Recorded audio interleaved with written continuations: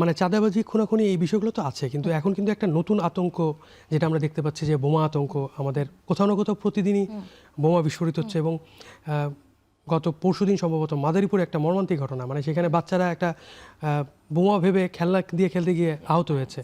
এবং গতকালকেও এরকম একটা ঘটনা ঘটেছে সম্ভবত ডেমরাতে, মানে প্রতিদিনই ঘটছে। সেইখানে আইন শৃঙ্খলা বাহিনীর ভূমিকা সন্তোষজনক দেখছেন কিনা? দেখেন, আসলে এই যে বোমার যে আতঙ্কটা বা যেটা এটা তো খুবই রাজনৈতিক এবং আমি মনে করি আন্তর্জাতিকও। কারণ আপনি দেখেছেন যে জাতিসংঘ কি বলেছে? জাতিসংঘ বলেছে যে বাংলাদেশে আল কায়দার একটা অস্তিত্ব ওনারা দেখতে পাচ্ছেন। হ্যাঁ, এটা তো আমাদের জন্য খুবই অ্যালার্মিং। এবং এইখানে ধরেন যে বোমাগুলোতে দেখলাম সাভারে বোমা পাওয়া গেছে, সেগুলোকে নিষ্ক্রিয় করা হয়েছে, এরকমও হয়েছে। কিন্তু এটাকে যদি আপনি শুধু খালি বোমা এবং একটা দেশের অভ্যন্তরীণ রাজনৈতিক কোনো অ্যাক্টিভিটিস মনে করেন, আমি মনে করি যেটা ভুল হবে। কারণ পুরো পৃথিবী জুড়ে দক্ষিণপন্থার রাজনীতির যে উত্থান হয়েছে, হ্যাঁ, এবং যে অ্যালার্মিং অ্যাটিটিউডগুলো আমরা দেখছি, যে সিম্বলগুলো আমরা দেখছি, সেটা তো আসলে খুবই চিন্তার বিষয়। দেখেন, আসলে যেটা হয়েছে যে ইন্টারিমের সময়ও বলেন বা বাংলাদেশে এই যে এই দক্ষিণপন্থা অথবা এই ধরনের রাজনৈতিক অ্যাটিটিউডের একটা প্রকাশ আমরা দেখতে পাই। এটা কিন্তু এই বীজটা কিন্তু আজকে 6 মাস আগে বা বিএনপি সরকার ক্ষমতায় আসার পরে হয়েছে তা না। এই বীজটা কিন্তু অনেক আগে থেকেই বোনা হয়েছে এবং সেটা এখন বড় হচ্ছে। এখন এই জায়গাটাতে আসলে সরকারকে খুবই শক্তপোক্ত ভূমিকা নিতে হবে এবং এটাকে আন্তর্জাতিক দৃষ্টিকোণ থেকে দেখতে হবে, আমি এটা মনে করি। 24-এর 5 আগস্টের পরে কিন্তু অনেককে ছেড়ে দেওয়া হয়েছে। হ্যাঁ, সেইটা এখানে বলতে চাচ্ছি যে তখন দেখেন নির্বিবাদে মানে ছেড়ে দেওয়া হয়েছে। আবার একটা কনসেপ্ট, মানে এক ধরনের টেরোরিজমকে কন্ট্রোল করতে যে এক ধরনের রোম্যান্টিসিজমকে প্রায়োরিটি দেওয়া হয়েছে, যে আপনি এদেরকে কাছে ডাকলে, এদেরকে ভালো করে বোঝালে এগুলো বদলে যাবে, কিন্তু বিষয়টা তো তা না। আর আরেকটা যেটা বিষয় হচ্ছে যে যে কথাটি মঞ্জু ভাই বলছিলেন যে ইন্টারিমের ভারতের প্রতি এক ধরনের যে বোল্ডনেস ছিল, আমি মনে করি যে ইন্টারিম অনেক ক্ষেত্রেই বিভাজনের রাজনীতিতে গেছে। ইন্টারিমের সময় আপনি দেখবেন যে দিল্লি না ঢাকা, তাই না, এ ধরনের স্লোগান ছিল। আসলে হয়েছে কি, বাংলাদেশের দুর্ভাগ্যটা এমন যে বাংলাদেশে যখনই কোনো এ ধরনের ঘটনা ঘটে, হয় পাকিস্তানপন্থী হয়ে যায় অথবা ভারতপন্থী হয়ে যায়, কিন্তু বাংলাদেশপন্থী আসলে কেউ থাকে না।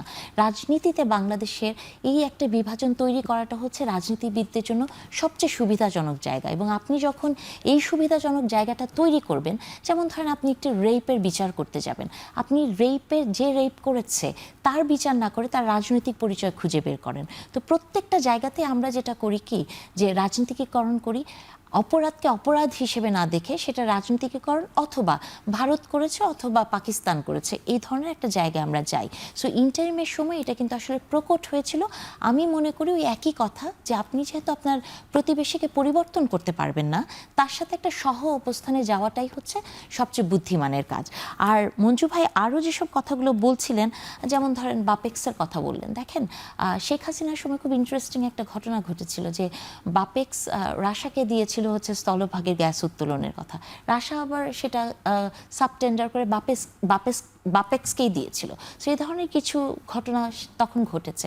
আমার মনে হয় সামনের যে সংসদ আসছে, প্রধানমন্ত্রী ঘোষণা দিয়েছেন, সেই সংসদে তিনি জ্বালানি নিয়ে আমাদের মঞ্জু ভাই যেটার জন্য মুখিয়ে আছেন যে আই হ্যাভ আ প্ল্যান, সেই সম্পর্কে উনি মনে হয় কিছু বলবেন। আর আই হ্যাভ আ প্ল্যান, এই কথাটা আসলে কি, এই কথাটাই তো আসলে রাজনীতিবিদদের মুখ থেকে আমাদের শোনা উচিত ছিল। কেন তারেক রহমানকে শুধু সিঙ্গেল আউট করা হয় যে উনি বলছেন আই হ্যাভ আ প্ল্যান?